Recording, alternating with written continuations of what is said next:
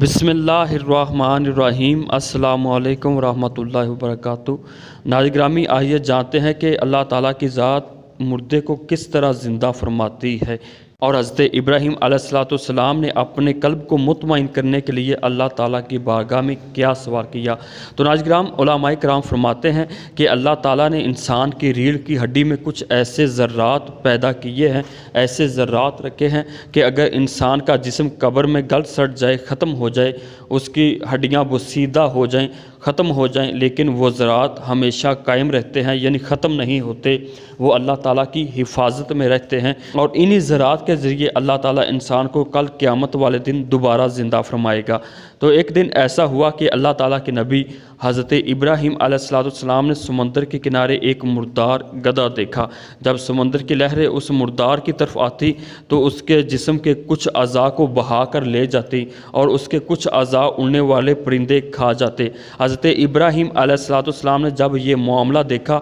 تو دل میں خیال آیا کہ اللہ تعالیٰ کی ذات اسے دوبارہ کیسے زندہ فرمائے گی۔ تو اسی حوالے سے حضرت ابراہیم علیہ السلام نے ایک دن اللہ تعالیٰ کی بارگاہ میں عرض کیا کہ اے مالک مولا، تو مردے کو کس طرح زندہ فرماتا ہے؟ تو اللہ تعالیٰ عز و جل نے ارشاد فرمایا کہ اے میرے نبی ابراہیم علیہ السلام، کیا تجھے میری ذات پر یقین نہیں ہے؟ تو حضرت ابراہیم علیہ السلام نے عرض کیا کہ اے مالک مولا، مجھے یقین کیوں نہیں ہے، بلکہ میں نے اپنے دل کو مطمئن کرنے کے لیے یہ سوال کیا ہے تاکہ میرا علم الیقین حق الیقین کے اندر بدل جائے۔ تو اللہ تعالیٰ عز و جل نے ارشاد فرمایا کہ اے میرے نبی ابراہیم علیہ السلام، تم 4 پرندے لے لو، پھر انہیں مانوس کرو، پھر انہیں ذبح کرو۔ تو حضرت ابراہیم علیہ السلام نے اللہ تعالیٰ کے حکم کے مطابق 4 پرندے لیے، جن میں ایک فاختہ، ایک مور، ایک کوا اور ایک کبوتر تھا۔ یعنی یہ 4 پرندے تھے جن کو حضرت ابراہیم علیہ السلام نے خوب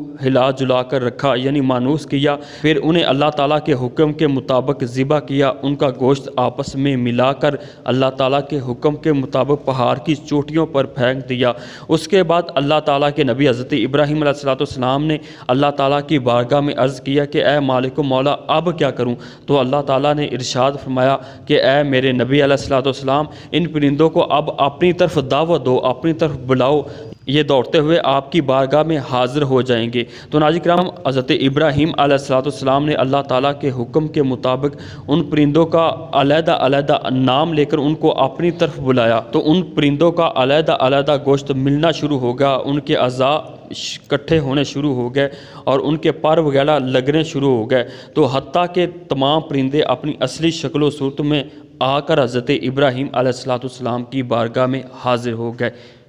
تو ناظرین کرام، یہ اللہ تعالیٰ کی قدرت کاملہ ہے کہ جس نے حضرت ابراہیم علیہ السلام کی قلب کو مطمئن کرنے کے لیے ان پرندوں کو دوبارہ زندہ فرمایا۔ جب حضرت ابراہیم علیہ السلام کے پاس وہ پرندے دوڑتے ہوئے آئے تو اللہ تعالیٰ نے ارشاد فرمایا کہ اے میرے نبی، میری ذات اس طرح مردوں کو زندہ فرماتی ہے۔